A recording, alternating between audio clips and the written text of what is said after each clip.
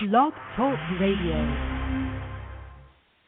Hi, and welcome to MindShifters Radio with Dr. Michael Ryce, the Forgiveness Doctor. We are here every Monday through Friday, our new time from 2 to 3 Eastern Standard Time. And starting tomorrow on Tuesdays, the show is also going to be broadcast on WWNN 1470 AM.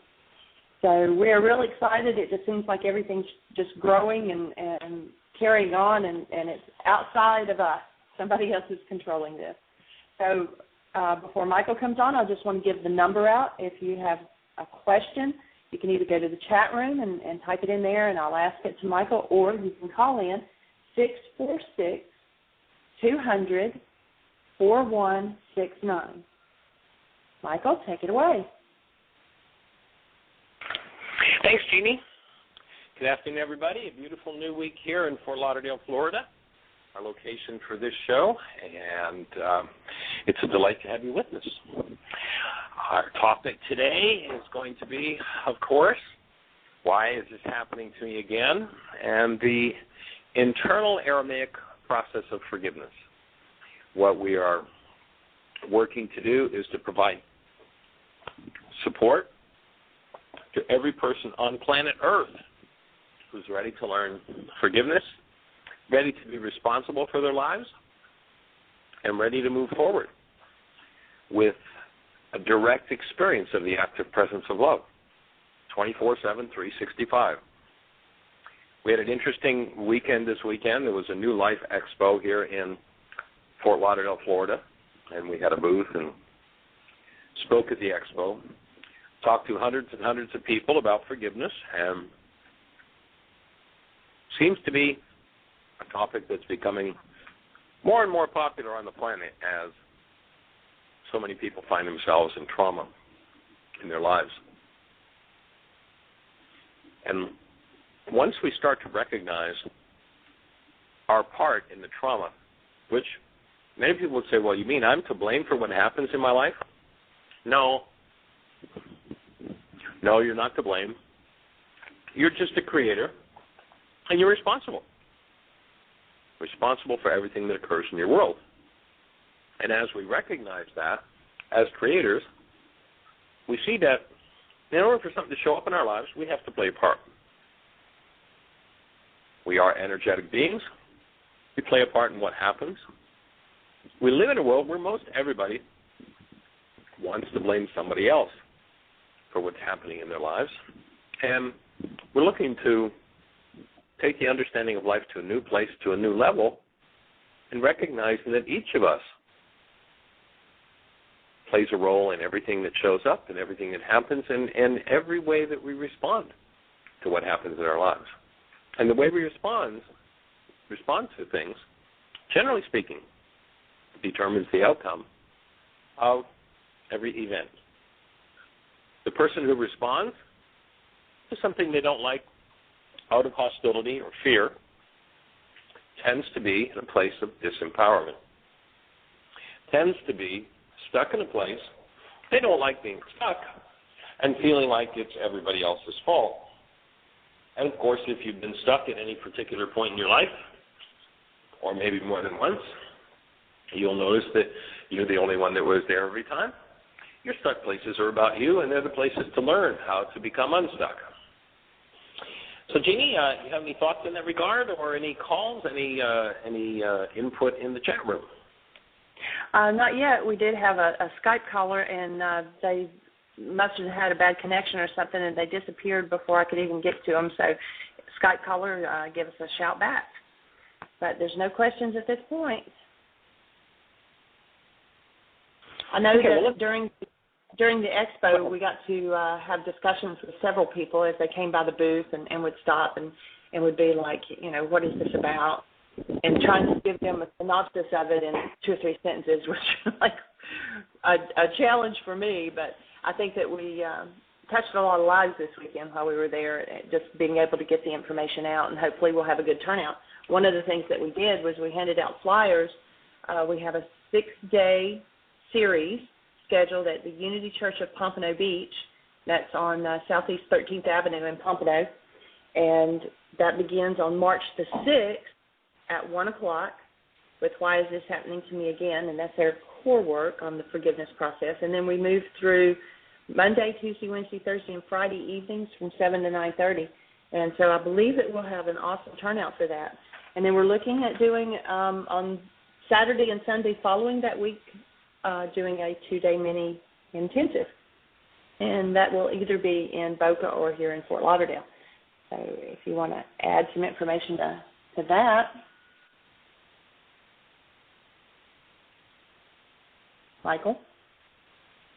Well, he just disappeared. Our series, oh, there he is. Here I am.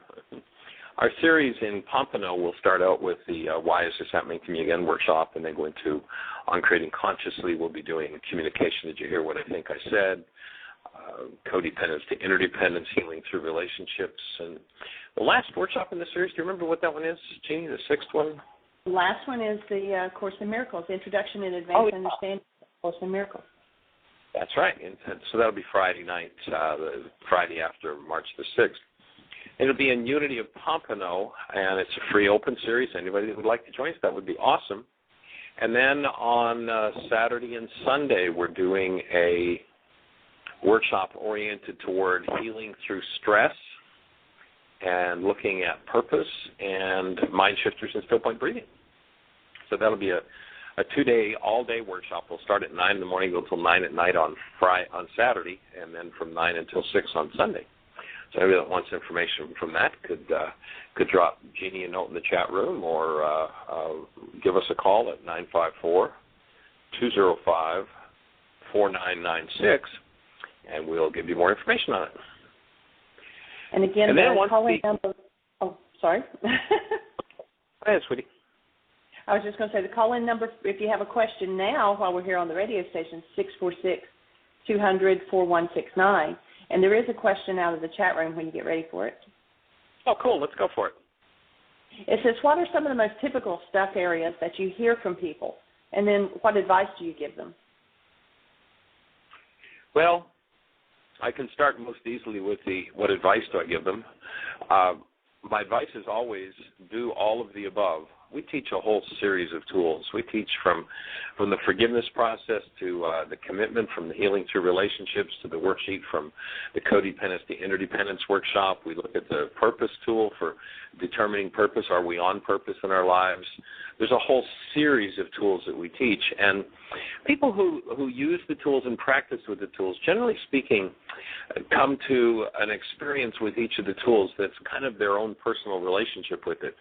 What is their favorite tool and how well do they use it? And so that's a kind of an individual process as to which tool they use in which situation. But I always recommend all of the above. And what kind of stuck places are there? Oh, my goodness.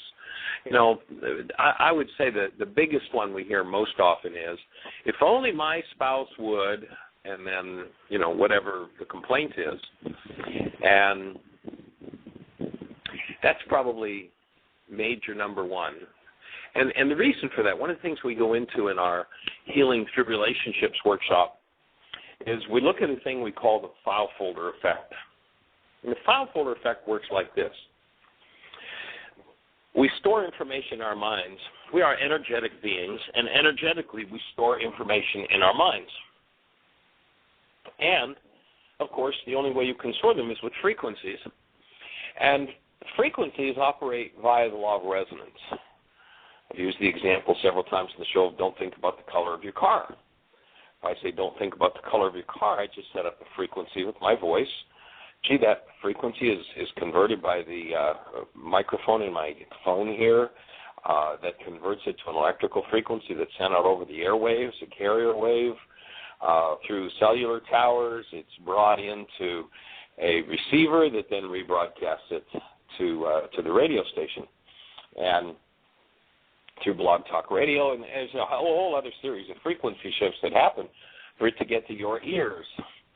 Certainly no words enter into your computer if you're listening on the computer, and no words enter into your phone if you're listening on the phone. What enters are just frequencies, and frequencies are governed by the same law. All frequencies governed by the same law, and that's the law of resonance, the law of energy. And so that resonance of of a frequency in the mind gives us an experience of what's stored in our minds. When we deny ownership for what's stored in our minds, we literally dissociate from that which is stored. And when we dissociate from it, if we hook, so to speak, that frequency up to our brain's image of another, on some level we'll experience that which we're dissociated from whenever that person is nearby. Now, what do I mean by that? Well, let's do an example. And if you've never done this with me before, then you've got two files in your mind which probably have never been hooked together before, and I'm going to hook them together for you now. And so I'm going to ask you, if you would, not to think about a purple alligator. If everybody who's listening out there would please, for a moment, not think about a purple alligator. Now, what I just did with my voice was set up a frequency that fired brain cells that you have for the color purple and for the idea of an alligator. Of course, there's no purple here. There are no alligators here. Well, we are in Florida. There might be one out in the intercoastal. I don't know. But we don't see, we don't hear, there's none of those things around. But my voice sets up a frequency, and in your mind, because those two frequencies fired simultaneously, they're now hooked together. In other words, if tomorrow I start to show off and say, don't think about a purple, then on some level, what's your mind going to say? Oh, alligator, they're hooked. One file fires, the other file fires. That's called the file folder effect. Now, let's say you were listening to this radio show 20 years from now, and I started out the show with don't think about a purple, in your mind, what would be firing, although it may be at an unconscious level. You may not remember the purple alligator, but just by firing the brain cells purple, because alligator's hooked in there, that frequency is going to fire in brain cells, and that frequency is going to have an impact on your perception and your behavior. Whether you know it or not doesn't matter. Interestingly enough, they had such a powerful understanding of this in the ancient Aramaic that they had a suffix that they added to a word. The suffix was uta, O-O-T-A. And if you added that suffix to a word, that meant that the brain cells represented by that word that were unconscious, somewhat like 20 years from now, purple, alligator might be unconscious but would have an impact. Those unconscious brain cells affect and impact, control, actually, decisions and behavior. That's how deep the psychology was of the ancient Aramaic. That's how deep their understanding was. It was built right into the language. And so those Uta brain cells can control perception and behavior. Now, let's move to the area of relationship with that. So we have somebody that we meet. We have a wonderful time with them. They are awesome. We are awesome. We have a blast together. And as long as we don't have them hooked to anything in our mind that's of a painful nature, they're great to get along with. You know, you meet that new person. It's easy. It's awesome. You have a blast. But if one day they give you the look, and let's say that look brings up your fear, if you don't take responsibility for and resolve your fear, and you resolve your fear through forgiveness, the Aramaic idea of forgiveness, not the Greek pardoning kind of forgiveness, if you don't resolve that fear, then what happens through the file folder effect is you hook your fear into your brain's image of them. Now that person becomes just a little less shiny. Why? Because every time you're in their presence, fear resonates on some level. Now, if tomorrow they happen to give you the look and resonate your rage, you don't know it's your rage, you blame them, look at this, you enrage me, then you hook your rage into your brain's image of them. So now, forevermore, when you're in their presence, until you resolve your rage and your fear, their simple presence in your life at some level is going to resonate rage and fear. They're a little less shiny again.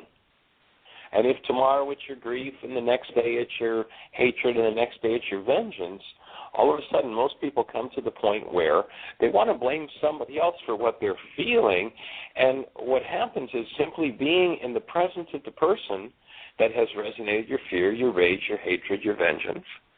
On some level, though you keep it fairly well hidden from yourself, those Uta brain cells of fear, rage, hatred, and vengeance impact your perception of them and your behavior toward them.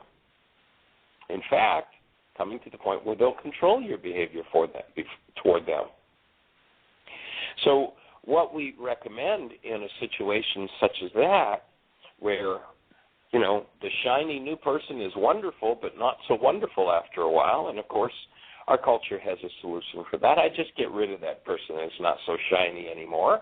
I find somebody new, and, gee, I have nothing hooked into my brain's image of them, so they're all shiny and new, and I have a blast with them, and I think they're wonderful until they resonate my rage, my hatred, my vengeance, my grief, and my pain. And if I don't know that when they happen to do something that resonates those things in me, if I don't know that I'm continuously hooking those things into my brain's image of them, I wonder why 6 months, a year later, you know, they'd say, oh, love just died. They're not so shiny anymore. Is it them that's not so shiny? No, they're the same person.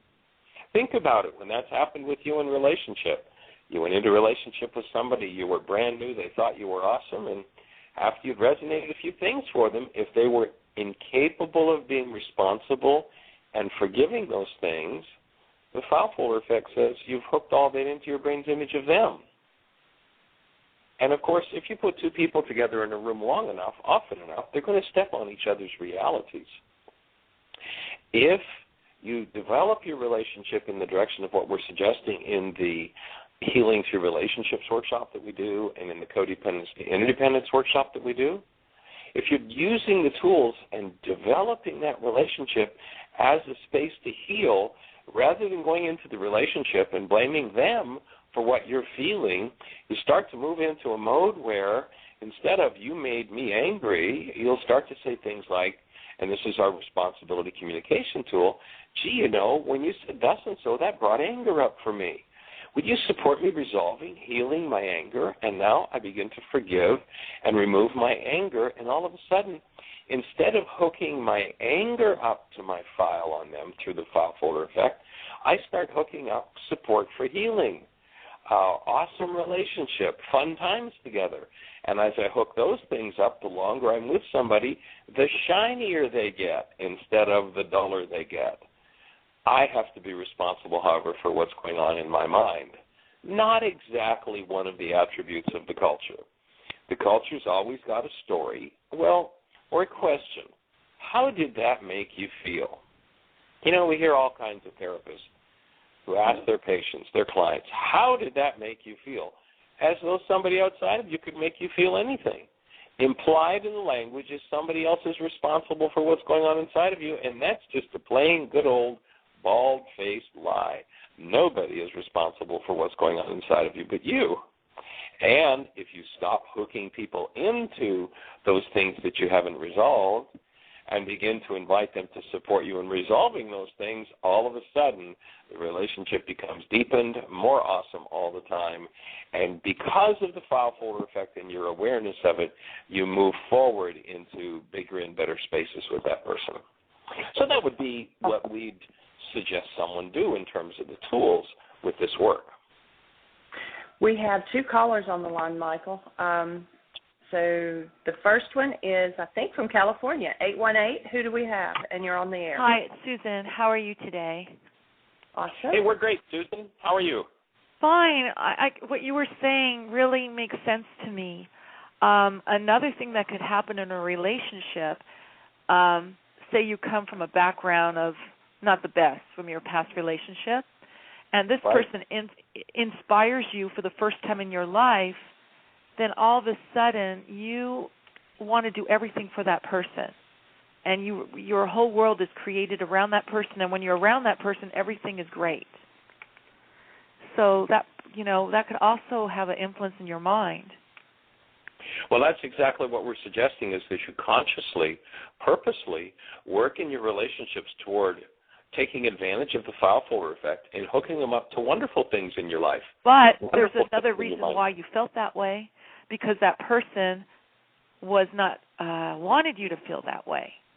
wanted you to be his promoter, and you didn't even realize you were acting out of your character, and you know what I mean? You were changing. But what happened was, it happened to me.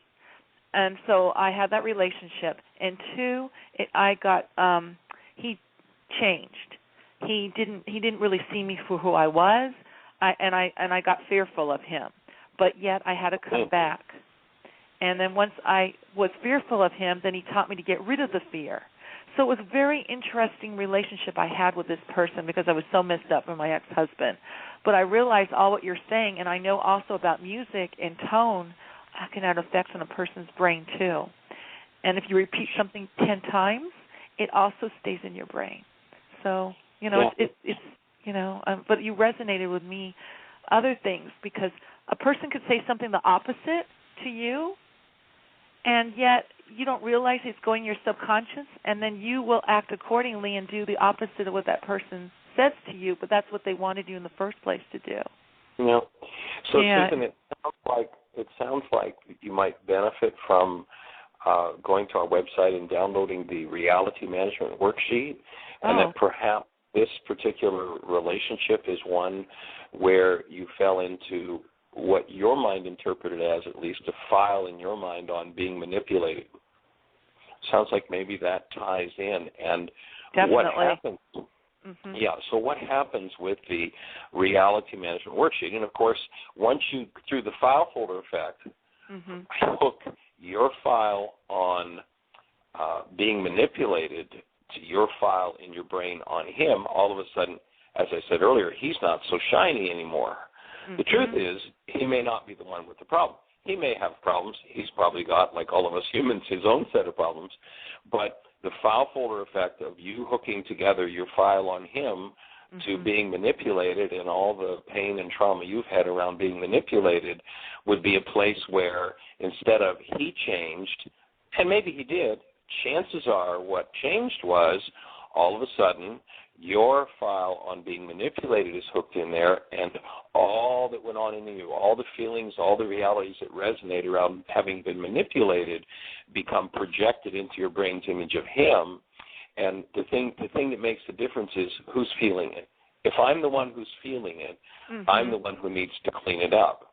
And right. Well, I finished that relationship and I let it go. I understand what you're saying. But when you're in it, you don't see it. But everybody around me saw it, and I could not see it at all. Well, that's why we offer tools.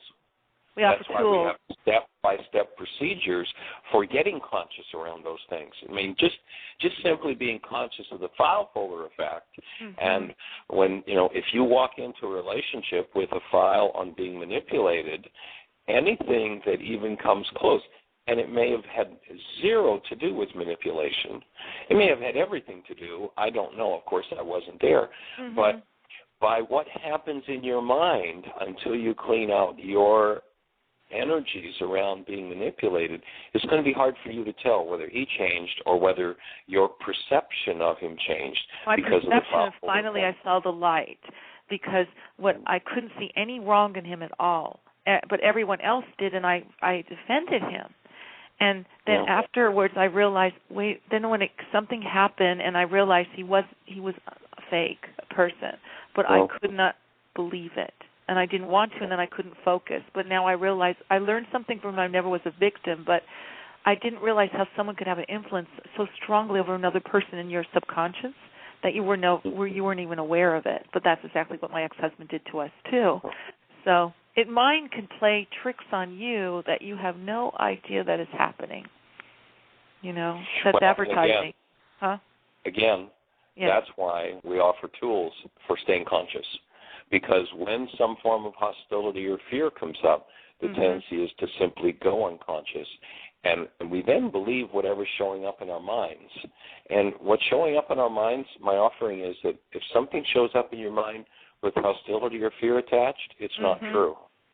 It's never true, except for the mind, the content of the mind that has that hostility or fear.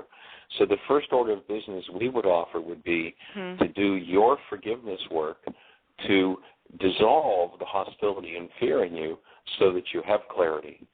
And that would be the first step, in keeping the relationship clear and clean of all those past entanglements.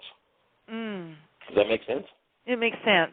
And before you can go to the next relationship, you have to get that over. You know, and then you learn each time, right, of all these tools that you're teaching. Yeah, if you use the tools to delete the hostility and fear, a human mind in hostility or fear is a dysfunctional mind. It's a mind that's locked in blockage of truth. And the mind that lives in blockage of truth, key is there hostility and fear in your perception of someone or something? The hostility and fear is an indicator that your mind is dysfunctioning. And that's the time to stop trying to say that this is accurate about somebody else and recognize this is accurate about me. The first order of business, rather than trying to take the speck out of his eye, is I'm going to clean up the beam in my own. And one of the things to be careful of, because what will tend to happen is oftentimes when we've decided that we're going to find somebody else to blame, we'll find lots of people who will agree. You know, we'll get in the clutch with a number of other people, and we'll buy their perception out of their hostilities, fears, and manipulations. The first thing I suggest is, if you've got someone who's speaking a word about themselves or someone else out of hostility or fear, stop, disbelieve, look at your own hostility and fear, and clean it up. That's when you'll have a mind that can see the truth. Okay, does it matter if you were subjected to mental, can I say what my ex-husband was? Will it make a sense to you why I have the fear? And why I learned? I don't think that it really matters what it is. I mean, because if we've got fear in us, there can be 100 things that trigger that fear. The fear itself is what needs to be cleared out. Right, and that's what and this person matter. took away the fear from my ex-husband.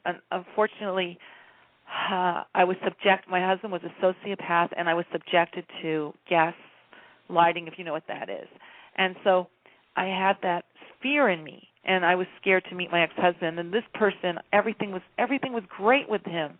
The second relationship, magnificent. He taught me meditation, clear my mind, everything, to the point where he inspired me, and my whole world was around him. I built my whole world around him, that I became his promoter, and he wanted that. But the thing is, I got too close, and then I realized that there was something there that I had to be careful about. And he showed his true colors that one time. But yet, I learned so much from him. I'd like to add one more thing, and then we need to move on. We now have 4 more questions hanging on in the call, in the switchboard. Also, the worksheets work when you're looking at, like you're saying that the second person that you were in relationship with caused you to get over all of the things with your ex. Yes. Do worksheets on that too. Anytime we think somebody outside of us causes anything, even if it's joy and happiness, if we are thinking that somebody outside of our own being is the source of our joy and our pleasure and everything, then we need to do worksheets on that as well. Not just bad things, but because you're becoming, wouldn't that be a codependency, Michael, on that? That's a great catch, Jeanie. And what I'd suggest you do, Susan, is jump on our website, which is whyagain.com, I'm sorry. www.why, again, again.com. And on the right-hand side, you'll see a thing that says download worksheets. Okay. And the first item under that link is a copy of a new chapter 24 from my book, Why Is This Happening to Me Again? It's the instructions on the Aramaic forgiveness process. And I'd suggest you do some worksheets on that around these issues that you're talking about. And I'd love to hear from you. Do some of those over the period of the next week or 10 days. So it's go to why.com. I'd love to hear from you. Call back and just share any new insights, or if that looks any different to you. Thank you, because this really opened my eyes, because I guess one person can't erase your mind from your ex, even though he claimed he did. There's still things that trigger. You have to. I can't. Yeah, each of us has our own work to do. What we can do, what we suggest in our Healing Through Relationships workshop, is that instead of coming together going, oh, you must be the perfect one and I'll become the perfect one, you go into a relationship with, I realize we've both got bags of garbage, and let's make it safe for us to open, examine, and be responsible for our bags of garbage and become mutual support for each other as we heal our bags of garbage. And then what happens is you build awesome relationship that continuously moves you more and more and more to what we define in this work as a human life, and that is 24/7, 365 as the active presence of love. Hostility and fear disappears as you do that. And so I'd love to hear So you back. don't let go, you share with the other person what you went through in your past, and then you talk about it, and then you let it go, basically? You have to do your worksheets on it. That's what's happening now with a third person.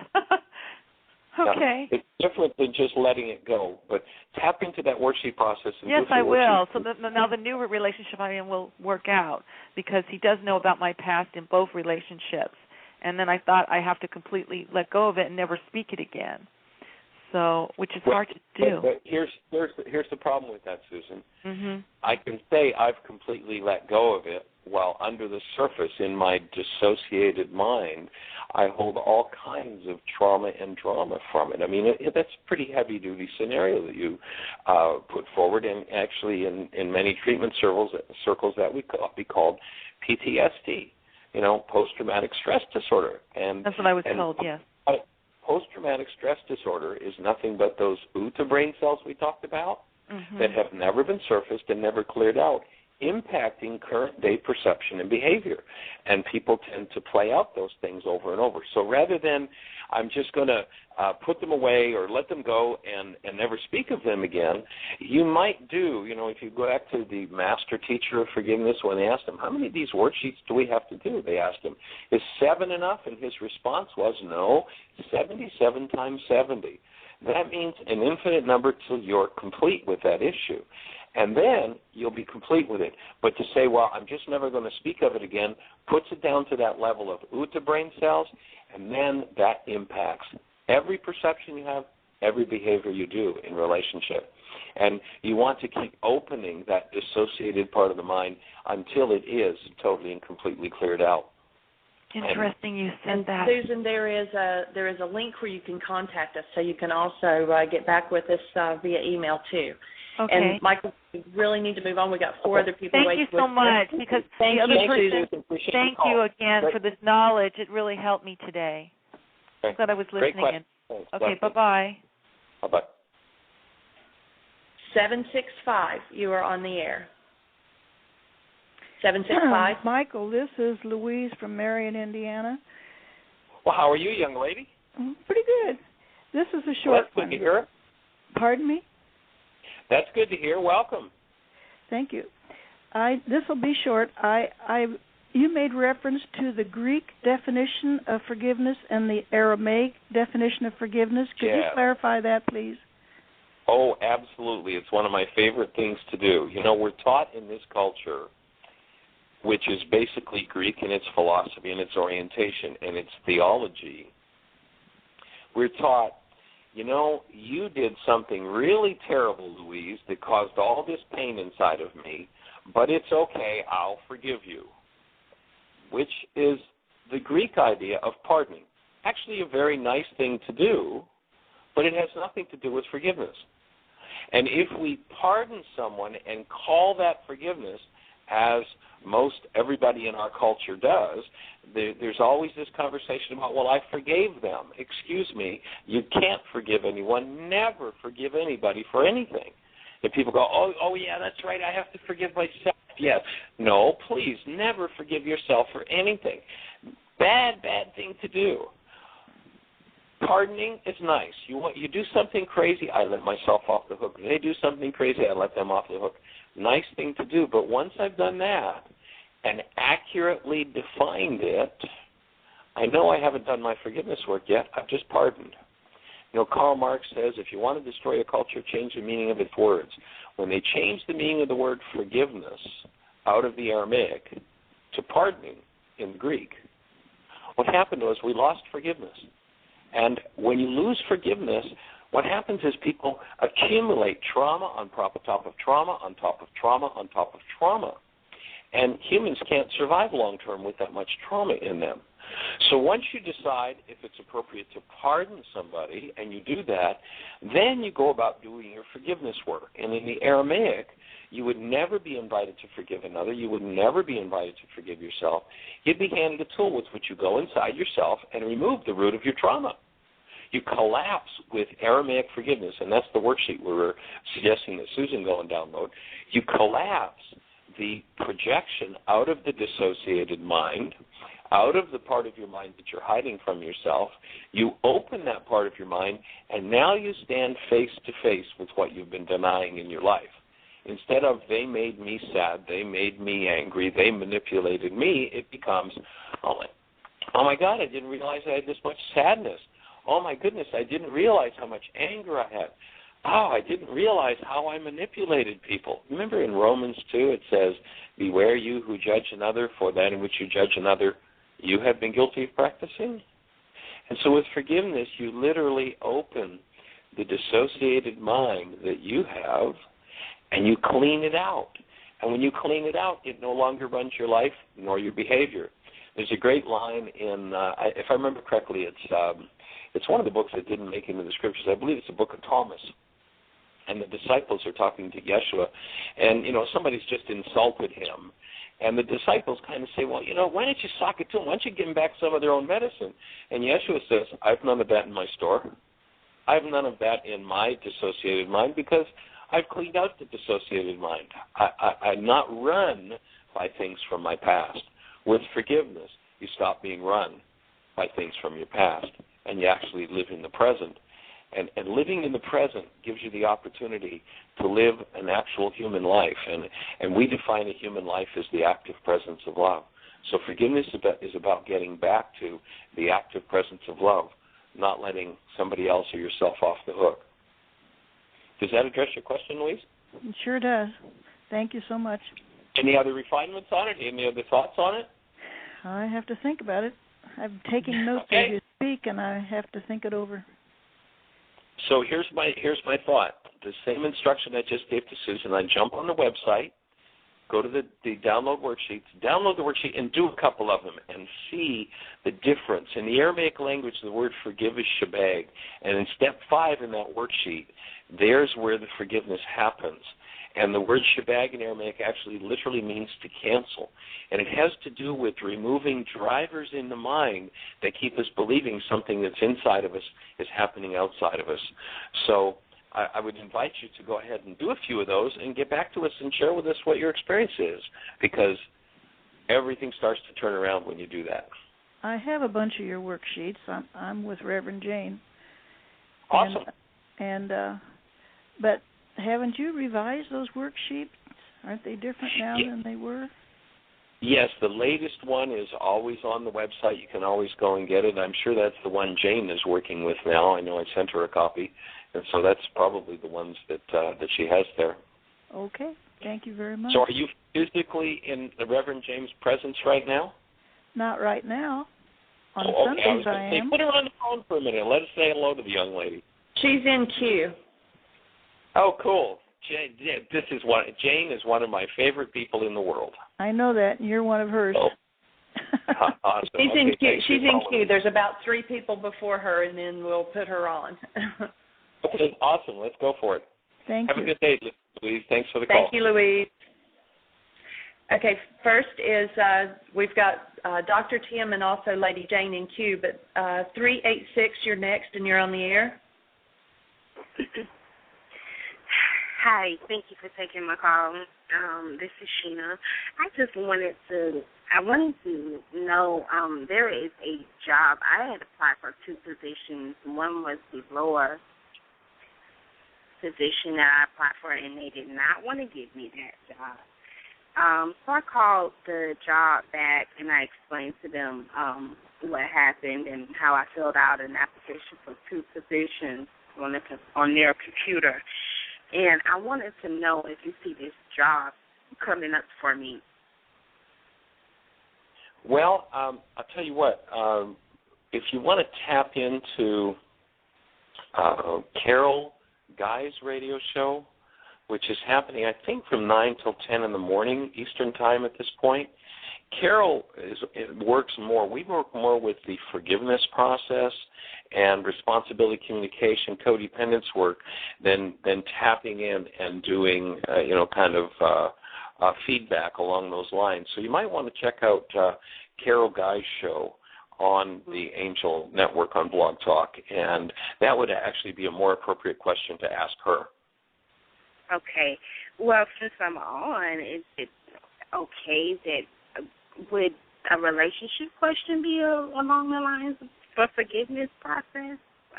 Well, anything we can support you with in terms of moving through, and one of our workshops is healing through relationships, absolutely. But I don't get in. Carol does more of a psychic kind of thing. I just don't get into that arena. Ours is more oriented toward, okay, how do we get into this healing process? So if there's something we can support you with in that direction, absolutely, ask away.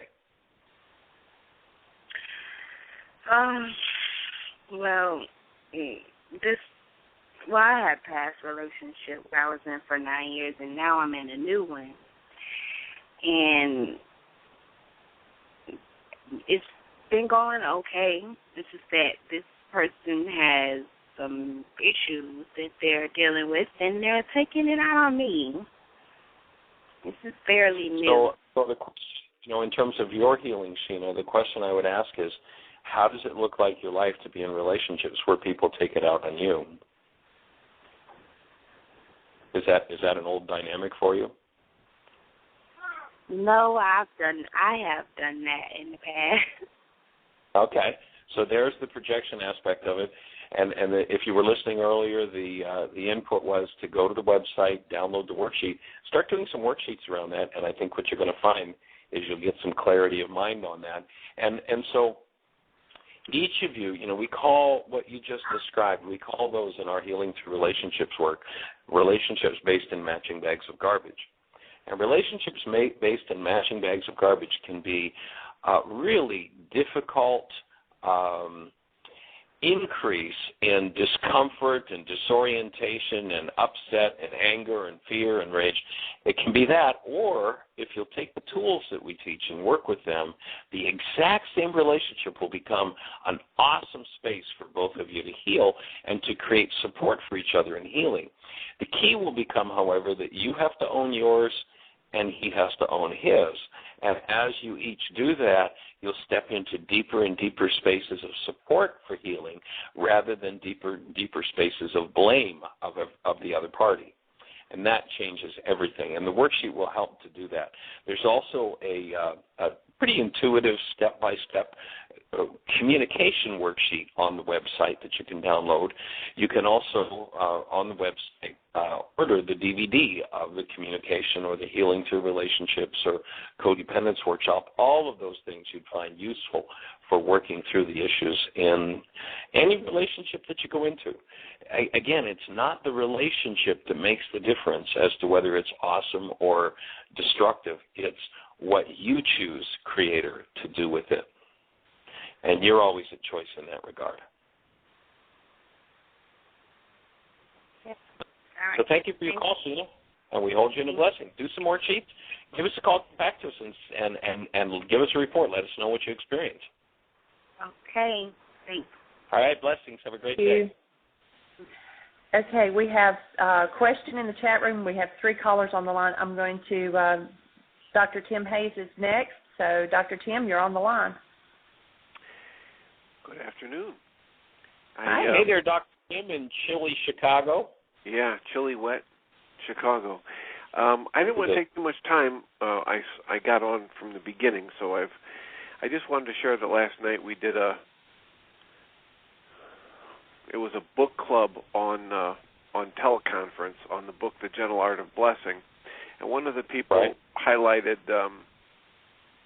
one of the quotes in the book that said, "Deceiving oneself kills the discernment that is the basis of inspired discretion and worthwhile choice." And then people wanted to start talking about, well, how can we tell, what we're deceiving ourselves about? Or I think I recognized I was lying to myself about this or about that.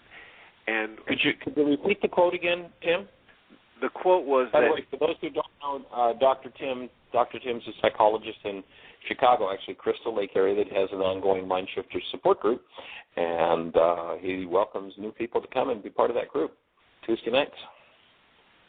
Thank you. So the quote is that deceiving oneself kills the discernment that is the basis of inspired discretion and worthwhile choice. So people wanted to start discussing what they're lying to themselves about, and I had to interrupt and offer that if I'm going to decide what I'm lying to myself about, how am I going to know I'm not lying to myself about that? Right. So I offered that rather than try to discover these categories of things, that we should use your phrase from your worksheet, which is, if I'm in pain, I'm in error, and then instantly realize if I believe anybody or anything else is causing that error, I'm lying to myself. Right, right. And and even a step further, Tim, that for me, the simple presence of any form of hostility or fear means that there's something in my cellular structure that I've dissociated from, that I've refused to face and deal with, and that becomes that uta information that distorts my perception and my behavior. So the simple fact that there's any form of hostility or fear means my mind is lying. And the reason for that is because whenever there's hostility or fear, I have corrupt data at the root of my perception. The basis of my perception, when hostility or fear shows up, is telling me, oh, you're lying to yourself here. And that's where the worksheet process comes in so powerfully to help to clean it up. Exactly. I was just offering to them that they could use any form of emotional pain as the red flag for them that they are somehow lying to themselves. And yes. Again, we offered the tools that you offer on your website. So I'll step aside and let Lady Jane get on and send you both my love, and we'll be listening throughout the week as we can. Thank awesome. you, Tim. Thanks for calling in. All right, tomorrow, by care. the way, we are going to, on the show tomorrow, which will be on WWNN in South Florida, and on our blog talk. We're going to run those concurrently. We'll actually be we've got a young lady who's agreed to come to the station with us, and she's going to do a live worksheet. So we're going to walk through the whole process and then go into refinements and questions on that process tomorrow. Excellent. 2 to 3 o'clock.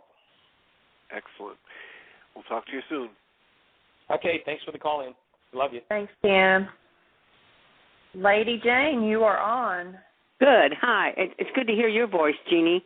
You do such a great job. You really do. Thank you. Can you hear me? Yes. Okay. And I applaud your comment, Jane. Thank you. Okay. I wanted to say that, doing my worksheets regularly, how much it's helped to see things in a bigger picture. And I just want to give you an example that I had a phone conversation with my significant other, and he cut me off, and I went into my usual some sort of rage that came out, and it upset me for a while, and I did a worksheet on it. But what I recognized was when I talked to him this morning that what I was upset about had nothing to do with why he cut me off. He was on a road, and it was some sort of traffic thing. And I went back to the reminder of you doing that, throwing the eraser in that class, and how all of us assumed something that wasn't so. Right.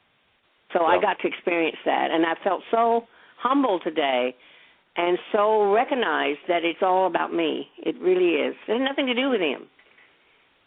So I appreciate all the help and the input, because I might not have known that if I haven't been doing what I'm doing.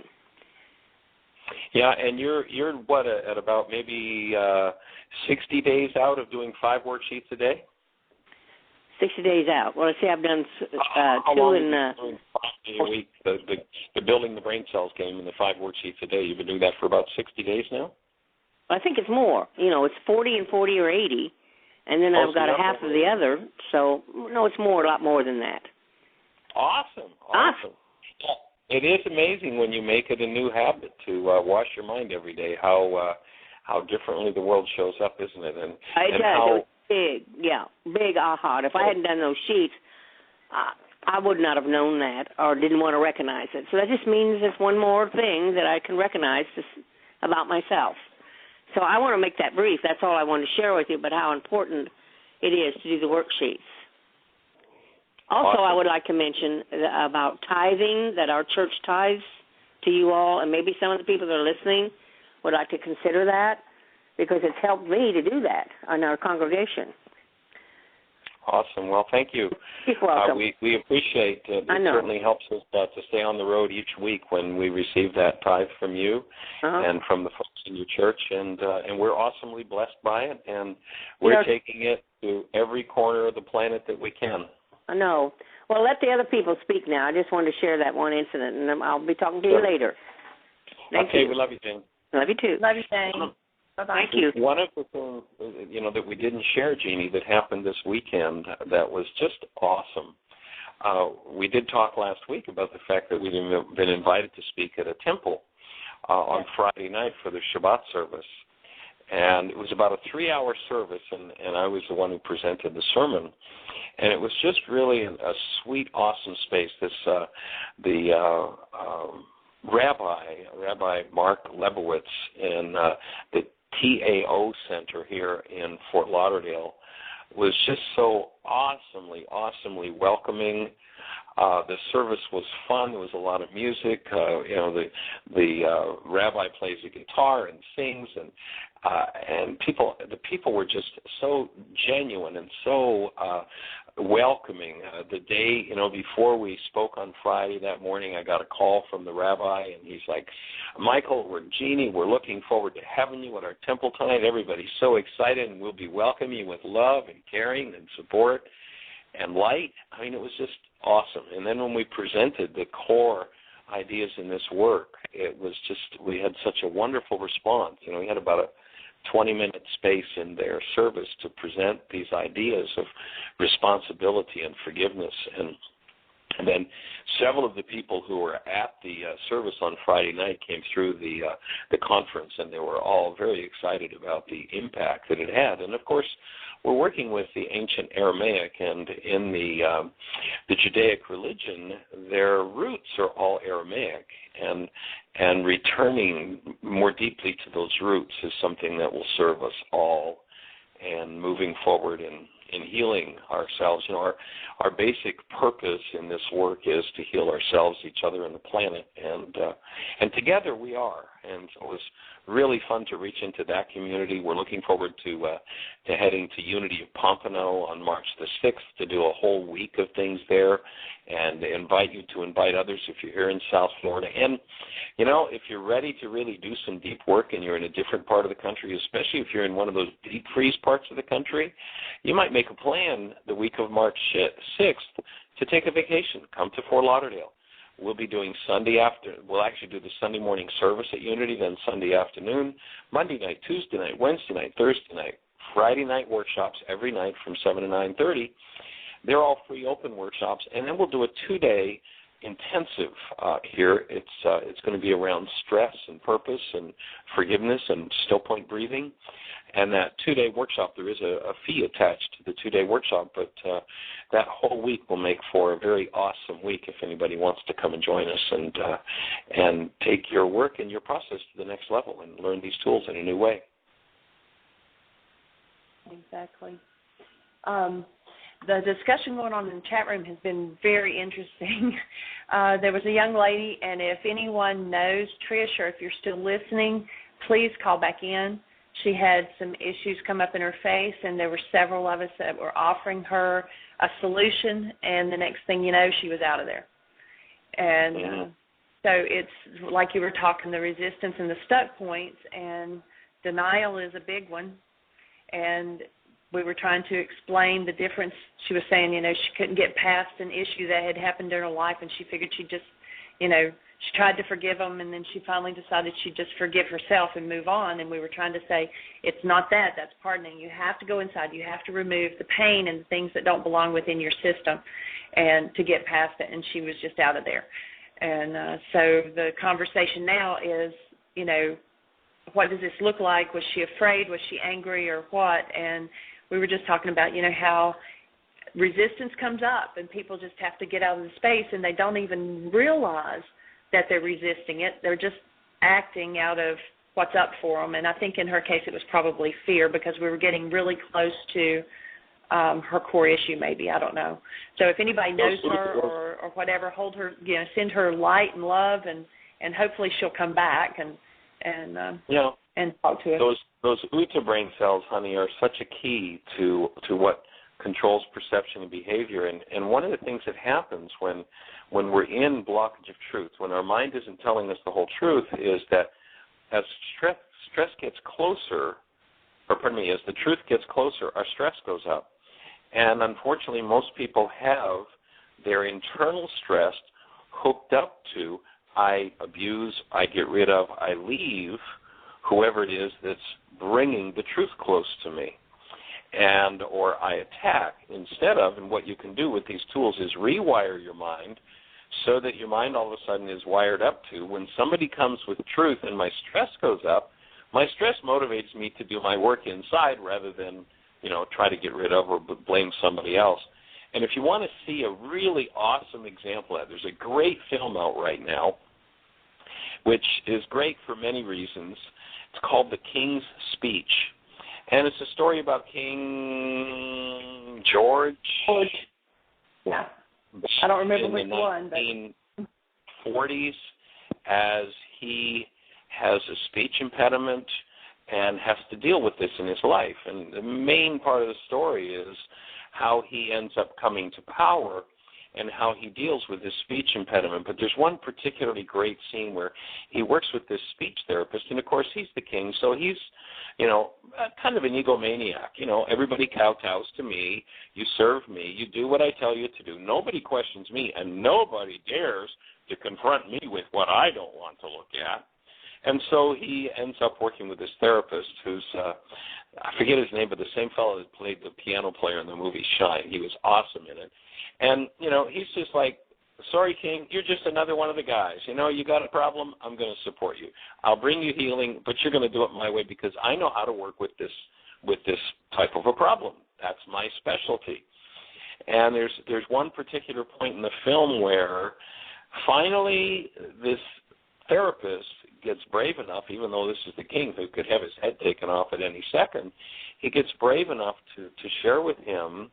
He's starting to look at his early family dynamics, and to me, one of the great things about this film is it shows that none of us are any different. People pretend because they're in some other tier or echelon, they have money, they have power, they have kingship over others, that they don't have the same stuff as everybody else, and we all got the same stuff. This guy was no different. He's just one of the commoners. He's just the same as the rest of us. But the therapist confronts him finally with his core issue.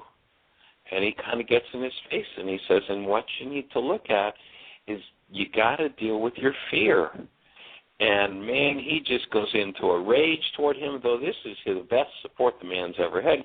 He goes into a rage toward him, becomes very insulting, very demeaning, which is normal for somebody who lives in blockage of truth with those Uta brain cells controlling perception and behavior. And rather than being able to accept the truth and look through and break through to the truth, he just pukes on his therapist. Because and once you recognize that, the whole dynamic starts to change and you switch back to becoming responsible for what's going on inside of you instead of blaming someone else. Awesome. So, Jeanie, we're getting down to the close of the workshop. The close of the hour went fast. Yes, Any other it did. quick thoughts from the chat room, or? The only other thing that was going on is someone, and I'm not sure if they were just trying to bait or what they were doing, but they were just throwing out questions. Were we religious? Were you a preacher? Do you believe in Jesus? And and just kind of throwing out questions like that. And then I said, ask a specific question. What do you want to know? And they said, never mind, you're the wrong kind of people. And they got off the line. So I'm not real sure about that one. It's called bring truth forward, and people go into stress, and it's just another example of exactly what I'm talking about. Well, I'll puke on you instead of look at my own stuff, and this work's about looking at our own stuff and working through it. Yeah. So come and see Pompano on March the 6th, and have the best year yet of your eternal life. Bye.